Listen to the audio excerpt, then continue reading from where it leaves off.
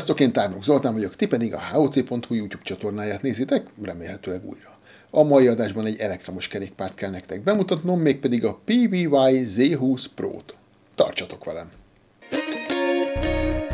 PVY, vagyis PVY egy teljesen új gyártó, és a teljesen új gyártónak az első kerékpárja az, ami megérkezett hozzám, és letesztelhettem. Ha egy új gyártó be akar lépni a piacra, akkor nyilvánvaló, hogy nagyot kell gurítania, olyan kerékpárt kell bemutatnia, amire felkapjuk a fejünket, és a PVY-nak sikerült is bemutatni egy ilyen bringát, ez a Z20 Pro lett, amiről ebben az adásban majd beszélni fogok nektek. A műsor menete a szokásos lesz, vagyis először jön a kicsomagolás, utána az összeszerelés, utána a papírforma, és hát legvégül majd el fogom mondani a saját tapasztalataimat is a bringáról. Kezdjük tehát a kicsomagolással. A Z20 Pro egy viszonylag kicsi dobozban érkezett, legalábbis ahhoz képest kicsi, hogy egy bringa volt benne. Ez annak köszönhető, hogy nem egy túl nagy darab szerkezetről van szó, ráadásul össze lehet csukni, és hát dobozban is összecsukva érkezett hozzám. Túl sok szerelnivalónk ugyanakkor nincsen vele. Ha kivettük a dobozból, levettük a védőfóliákat, akkor már csak az ülést kell a helyére tenni, a kormányrudat kell a helyére csavarozni,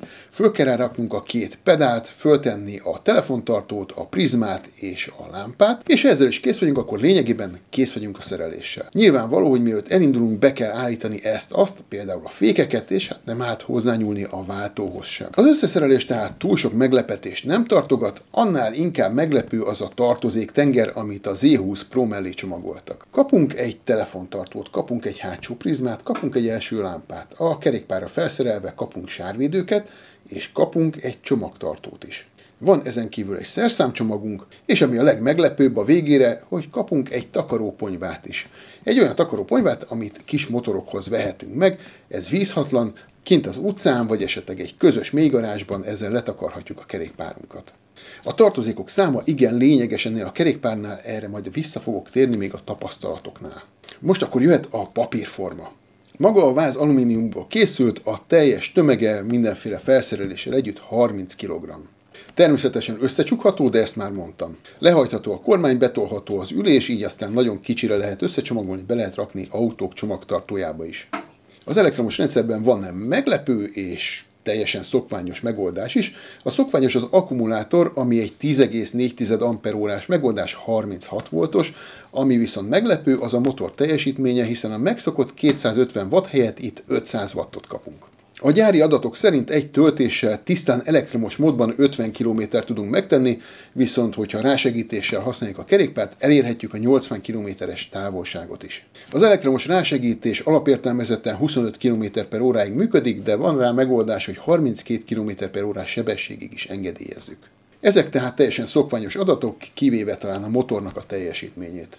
Persze teljesen más téma, hogy mi az, ami le van írva a papírra, és mi az, ami élőben a teszt alatt tapasztalható.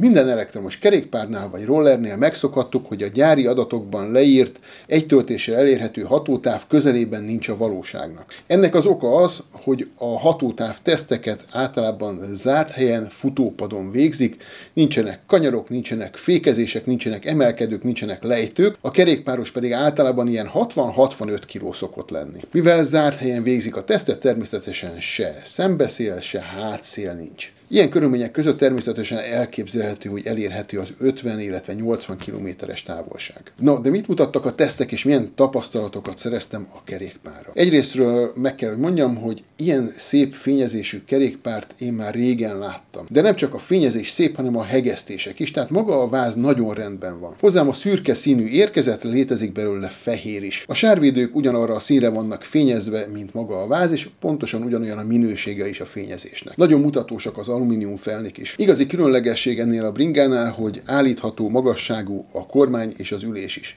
Mondhatnátok azt, hogy mi ebben a különleges, hiszen általában minden kerékpárnál lehet állítani ezeknek a magasságát, ám ez nem teljesen igaz.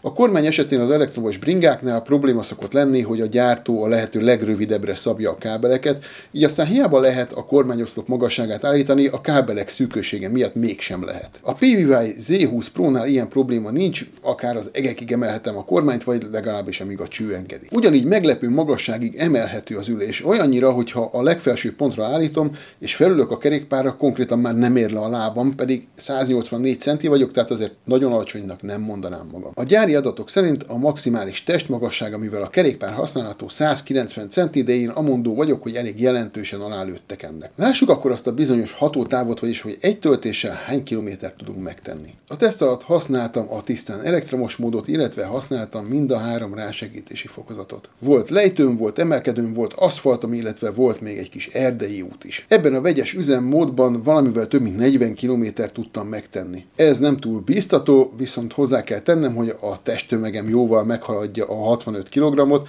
illetve azt is, hogy azért elég jelentős emelkedőkön kellett felkapaszkodnom. Ha meg kéne becsülnöm azt, hogy rásegítéssel hány kilométert tudunk megtenni, akkor azt tudom mondani, hogy nyáron nagyjából ilyen 70-80 kilós testtömeggel, 1-es, 2-es rásegítést használva 50-55 km talán elérhető lesz. Ez a megtehető távolság szerintem az emberek nagy többségének megfelelő, még hogyha a gyári adatokkal köszönő viszonyban sincs. Oké, a hatótávon akkor túl vagyunk. Milyen volt a Z20 Pro-val kerekezni? Nos, azt kell mondjam, hogy kiváló, hiszen, ahogy mondtam, a megszokott 250 wattos motor helyett 500 wattot kapunk, ami jóval nagyobb teljesítményt, jóval nagyobb nyomatékot jelent. Ezzel együtt nem érhetetlen a bringa, tehát nem kell félni attól, hogy kiszalad alulunk, nem egy 1000-1500 wattos, 2000 wattos vadállatról beszélünk. Az 500 watt viszont elegendő arra, hogy már közepesnél nagyobb emelkedőkön is föl tudjunk tekerni. Ez sajnos a 250 wattos kerékpárokra még nem jellemző. Az 500 watt miatt nem elképzelhetetlen a 30 km/h folyamatos haladás sem. Nos, minden tesztnél az a végső kérdés, hogy érdemes-e az adott terméket megvásárolni, és a PWI Z20 Pro-nál egyértelműen igen a válasz. Igen a válasz, hiszen azért a pénzért, amit jelenleg kérnek érte, más gyártótól teljesen csupasz, tartozékok nélküli 250 wattos kerékpárt fogunk csak kapni. Ez azt jelenti, hogy ezért az árért nem kapunk sárvédőt, macskaszemet, csomagtartót, takaróponyvát, telefontartót, és természetesen nem kapunk 500 wattos motort sem. Ezeknél a konkurens gyártóknál, hogyha ezeket a tartozékokat meg szeretnénk venni, akkor igen borsos áron tudjuk a gyári shopokban megvásárolni. A PWI Z20 Pro esetén ezeket megkapjuk ingyen, vagy legalábbis a termék árába belefértek ezek a tartozékok is. Ilyen szempontból tehát ez a kerékpár igazán bombavétel. Nem tudom, hogy ez annak köszönhető-e, hogy a gyártó első kerékpárjáról beszélünk, vagy a továbbiakban is ilyen jó dolgokat fogunk tőlük kapni,